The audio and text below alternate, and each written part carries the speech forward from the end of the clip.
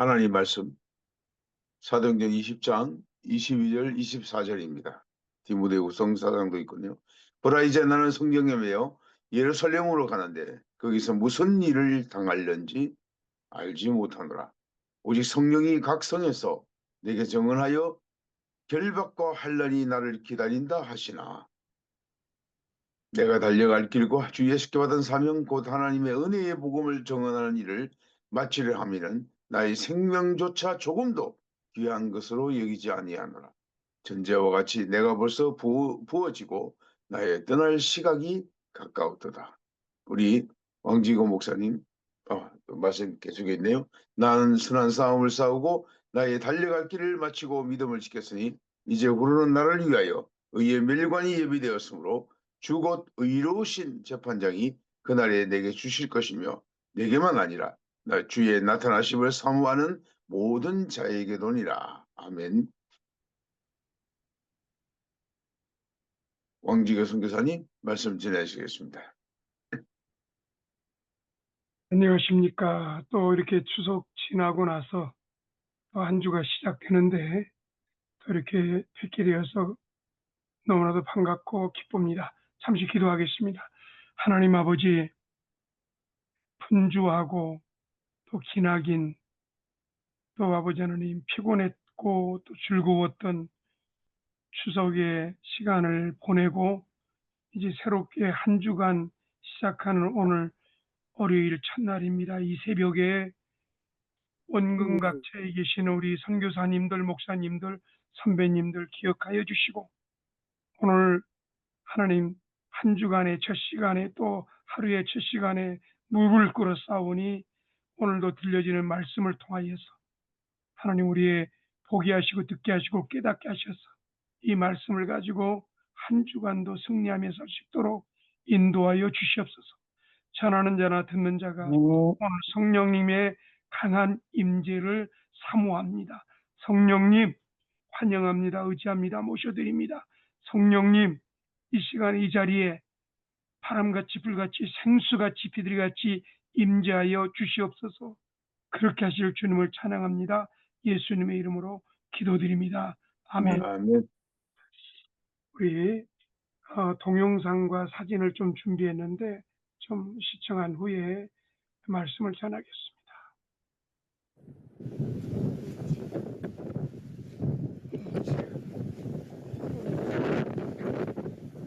지난주지요. 그 추석 명절날 아주 재단 위에는 엄청나게 태풍이 불었습니다. 엄청나게 태풍이 불었는데 서 있기 힘들 정도로. 그래서 이제 저분들은 또 작정한 사람들입니다. 여러분, 작정이라는 게 뭡니까? 마음과 뜻과 정성을 딱 그 시간에 그 장소에 정하고 기도하는 것을 작정이라고 말합니다. 다니엘이 하루 세 번 예루살렘을 향해서 그 세 번 창문을 열고 기도한 것도 작정 기도죠. 네, 저 보세요. 바람이 저렇게 부니까 몸이 저렇게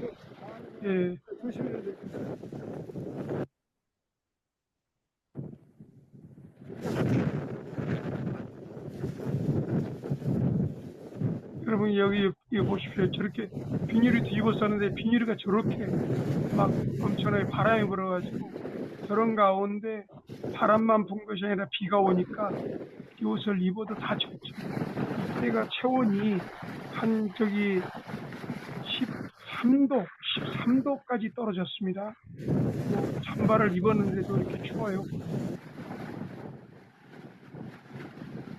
이렇게 이제 작정 기도를 안 하면은 이렇게 비가 오면은 쉬고 눈이 오면 쉬고 몸이 아프면 쉴 수밖에 없는 거죠. 자, 이제 사진을 잠깐 보겠습니다. 왼쪽에 있는 이 조그만 아이가 지금 6학년입니다. 우리 연세중앙교회 윤석천 목사님 그 교회에서 심호하고 있는 우리 전도사님인데 딸을 데리고 왔어요. 넘겨주세요. 지금 산에서 지금 이렇게 올라와서 6학년인데 올라와서 지금 두 번째 올라왔습니다. 올라와서 이렇게 지금 또 아빠하고 같이 기도하고, 이때는 이제 어 비바람의 폭풍이 끝나고 난 다음이죠. 이렇게 쭉 내려가고 있습니다. 예. 와서 아니 근데 이제 억지로 가는 것이 아니라 자원하는 마음으로 왔다고 합니다. 야, 여기는 이제 지금 이분은 저와 함께 중국에서 탈북자 사역을 했던 중국 현지인입니다. 모로드게입니다. 그래서 같이 중국에서 사역을 하다가 공안에 체포돼 가지고 감옥에 갇혔습니다. 저도 감옥에 갇히고 이 친구도 감옥에 갇히고. 또 넘겨주시기 바랍니다. 자, 이제 입구에 사진을 찍어서 또 넘겨주세요. 네. 이제 없습니까? 이제 없습니까? 예. 그, 음, 추석날 말입니다. 추석날, 옛날 어렸을 때 마음처럼 그렇게 나이 드니까는 설레이진 않더라고요. 근데 왠지 모르게 가족과 함께 있었으면 하는 그런 마음인데, 큰딸은 결혼해서 지 남편하고 같이 살고 있고, 둘째 딸은 지금 하와이 코나에서 선교사로 있고, 막내딸은 지금 엄마하고 함께 강원도로 갔습니다. 근데 이제 저 혼자 이제 산기도 하기 때문에 집에서 이제 이렇게 산에 올라가서 기도를 하는데, 그날 비가 이렇게 조롱조롱 오고 이 비바람이 몰아치는데 정말 올라가기 싫더라고요. 정말 올라가기 싫습니다. 그래서 정말 이 작정 기도가 아니었으면은 아마도 쉬었을 것 같아요. 그런데 올라가는 거죠. 비닐을 뒤집어 쓰고 그다음에 우산 쓰고 이제 올라가는데, 올라갈 때부터 이제 바람이 심하게 부는 겁니다. 근데 심하게 부는데, 아까 여러분 그 동영상 사진 찍었죠? 입구에서 보니까는 재단 여기에서 엄청나게 사람들이 비닐을 뒤집어서 비닐이 날아가고 우산도 날아가고, 그것은 사진 못 찍었습니다. 그래서 그 자리에 올라가서 기도를 했습니다. 근데 이게 비바람이 몰아친 것이 하루로서 끝나는 것이 아니라 이번에 한 연휴가 7, 8일, 한 10일 됐죠. 한 일주일가량 비바람이 몰아치면서 비가 그렇게 왔습니다. 그러니까는 젖은 옷을 말릴 겨를도 없이 털털 털어가지고 물이 뚝뚝 떨어지는데, 그것을 입고서는 이 뒤에서 기도할 수밖에 없습니다. 그렇게 그 자리에서 기도를 한 제목이 뭔지 아십니까? 전 특별히 이번에 추석날에 저는 두 종류의 성도님들을 좀 본 적이 있습니다. 한 분은 뭐냐면은 술을 갖다가 참 좋아하시는 분인데 술을 끊었어요. 술을 끊고 믿음 생활을 잘 했는데, 명절을 맞이해가지고 친인척들이 다 모이는데, 괜찮아. 한 잔 하다 보니까 이 알코올 중독이 발동이 돼가지고 술을 곤드레 만들어 드셔가지고 2층 계단에서 뒹굴었습니다. 다행히 진짜 어, 이제 머리만 잠깐 깨졌는데 살려주셨습니다. 또 한 경우는 뭐냐면은 어, 권사님이 주일날 이렇게 제가 차에서 기다리는데 안 나오는 거예요. 근데 전화를 계속 하니까 권사님이 제가 몸이 아파요. 그래서 곧바로 제가 이제 권사님 집으로 2층인데 올라갔죠. 혼자 사시는 분입니다. 올라갔는데 간신히 문을 여시더라고. 그러면서 이틀 동안 털어놓 있습니다. 그러면서 오늘은 교회를 못 갈 것 같아요. 그러더라고요. 제가 이제 나이 드신 권사님, 특별히 이제 저한테는 한 5분의 그 권사님, 90세가 넘는 5분의 권사님들을 제가 주일마다 모시고 교회로 이제 옵니다. 그런데 이제 그렇게 몸이 아프신 권사님 문을 열어서 집에 들어갔는데, 권사님이 힘들어하시더라고요. 그래서는 의자에 좀 앉으세요. 하고서는 간절히 이제 안수 기도하면서 기도를 했는데, 기도를 하는데 갑자기 권사님이 엉엉 울더라. 엉 우는 거예요. 그런데 그 권사님이 우는데 그 권사님의 외로움이, 여러분 그거 아시죠? 자식들이 안 믿는 집안의 자식들은요, 이 명절도 잘 안 옵니다. 근데 94세가 되는데 굉장히 건강하신 분인데 그렇게 외로워 가지고, 자식들이 오지 않는 가운데 외로워 가지고서는 그 외로움이 결국에는 '빨리 죽어야지, 빨리 죽어야지.' 이런 상황까지 벌어진 거죠. 간절히 기도하는데 엉엉 우시더라고요. 근데 그 외로움이 나한테 확 들어오는데, 제가 침대를 딱 보니까는, 와, 침대에 죽음의 영이 있는 거예요. 그것을 어떻게 아느냐? 기도하는 사람이기 때문에 그 죽음의 영이 있는지를 느껴지지요. 성령의 그 강한 임재 가운데. 그래서 그 침대에 죽음의 영이 있는 가운데서 강력하게 대적을 했습니다. 근데 그 옆에 집에 사시는 권사님이 하는 말이, 명절 시작되면서 그 사람이 죽으면은 자기 그 옷을 있잖아요. 못이라고 그러는가요? 그 무슨 옷인가요? 그 나이 드신 분들은 꼭 그렇게 그 '내가 죽으면 이 옷을 입을 거야.' 하면서 그걸 딱 준비해 놓으시더라고요. 그것을 갖다 놓고서는 계속적으로 명절날 '나는 죽어야 돼, 죽어야 돼.' 이렇게 얘기를 했다는 거예요. 제가 왜 두 번째 첫 번째 술 먹은 사람이 알코올 중독이 발동하고, 또 이 권사님이 또 이렇게 외로움과 죽음의 영이 발동한, 저는 어떤 얘기를 하고 싶으냐면은, 추석날 특별히 조상 숭배, 그다음에 또 이렇게 묘지를 가서 또 이렇게 찾아보고, 또 묘지 풀 같은 거 깎고 그러지 않습니까? 특별히 명절날, 추석날, 설날은요, 귀신이 얼마나 활동하는지 모릅니다. 정말, 정말. 그래서 특별히 기도하는 가운데 그걸 너무나도 많이 느끼게 돼요. 공격도 많고요. 이번 명절날에 통계학적으로 보니까 자살하는 사람이 그렇게 많더라고요. 같이 가서 친인척 만나서 화해하고 좋은 시간을 보내야 되는데, "너는 왜 지금 왔느냐? 너는 뭐 결혼을 왜 안 했느냐?" 이런 식으로 자꾸 하면서 그냥 극단적으로 자살하는 경우가 그렇게 많이 있었고, 또 칼부림 나는 경우도 굉장히 많았습니다. 사랑하는 여러분, 이렇게 이런 가운데 있는데 내 기도하기도 바쁜데도 불구하고 하나님께서 이런 기도를 시키는 거예요. 이게 보통 일이 아니죠.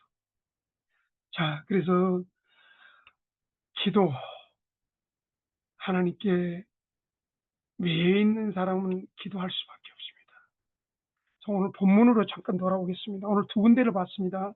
사도행전 20장 22절과 24절, 그 다음에 디모데후서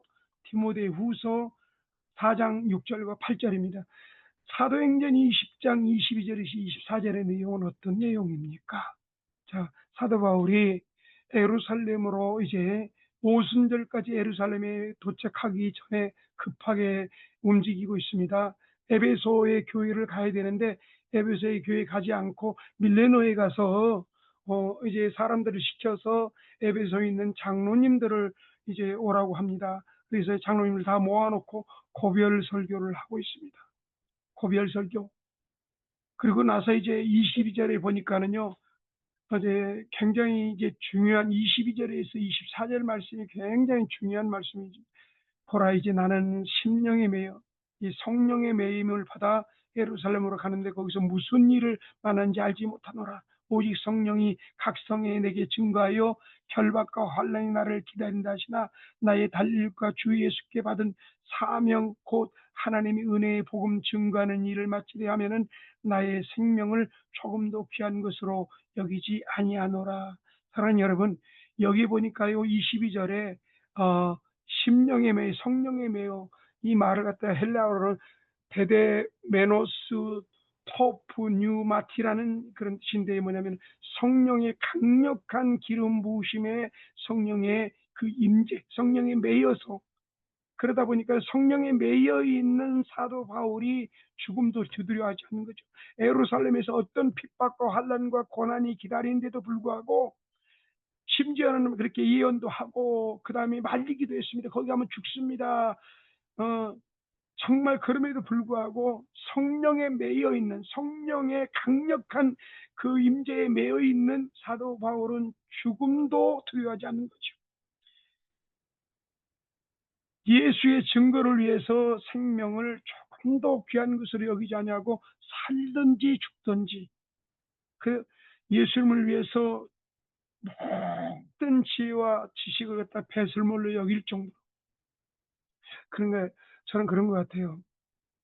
아마도 여기 우리 선교사님들이 많이 계시고 또 우리 유재동 선교사님 좀 저는 좀 안타깝습니다. 좀 더 오래 계시면서 좀 몸 좀 관리하시고 그 보호식도 좀 하셔 가지고 좀 건강한 가운데 좀 가셨으면 좋은데 벌써 날짜가 딱 확정이 됐어요.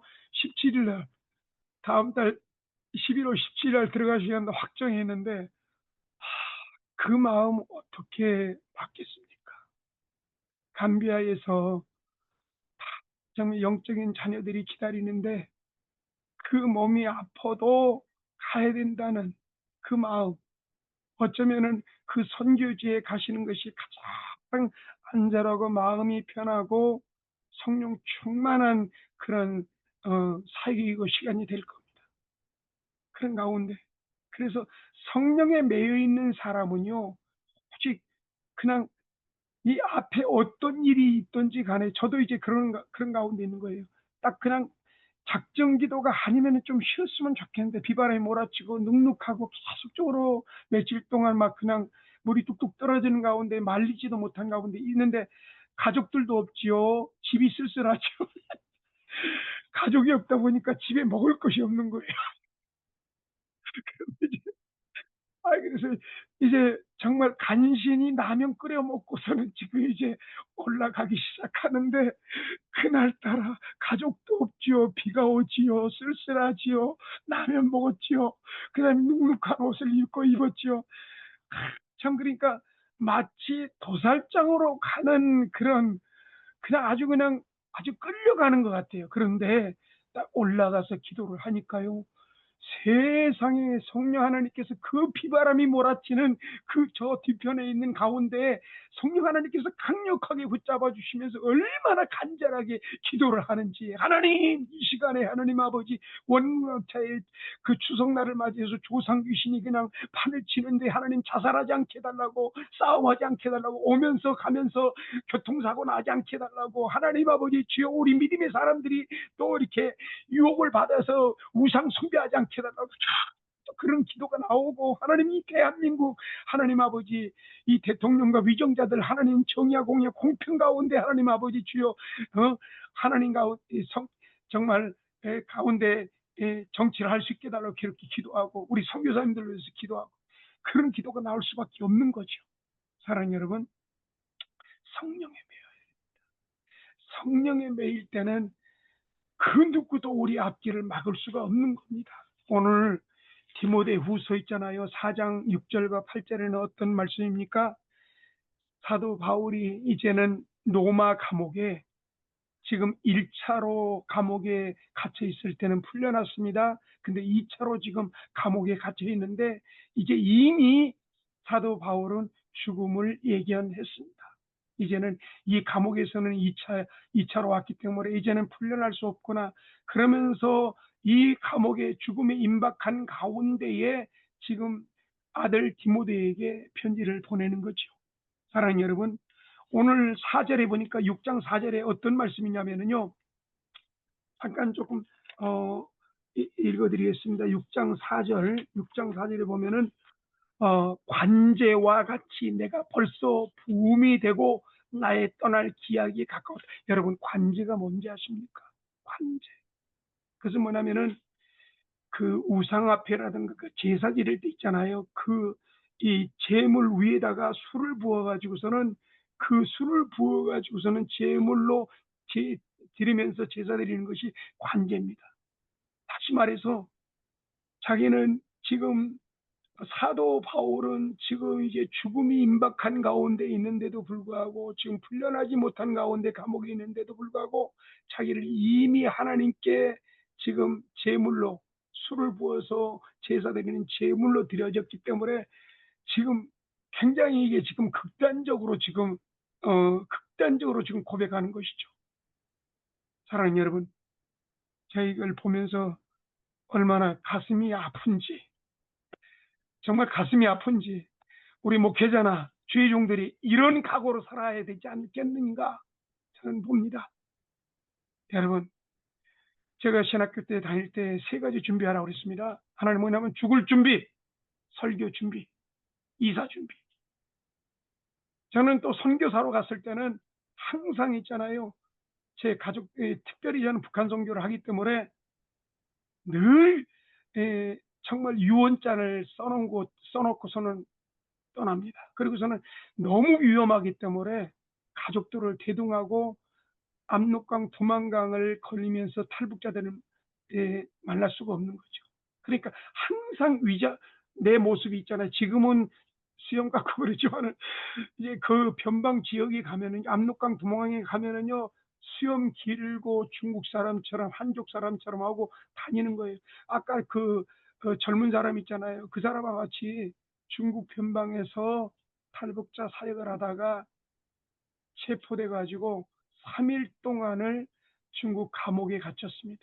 진짜 하나님의 은혜 가운데, 너무나도 하나님의 은혜 가운데 정말 3일 만에 풀려났죠. 근데 외국인인 나 같은 경우는 그렇게 구타를 하지 않고 심한 고문을 하지 않습니다. 그런데 내국인인 저 중국 사람은 아주 그냥 얼마나 그냥 겁을 주고 그냥 이렇게 발로 지근지근 밟고 그래가지고서는 그냥 그 그 고문을 하면서 있잖아요. 온몸에 그냥 막 똥을 싸고 오줌을 쌀 정도로 그 친구가 그렇게 고문을 당하면서 똥 오줌을 갖다가 그냥 싸버렸다는 거예요.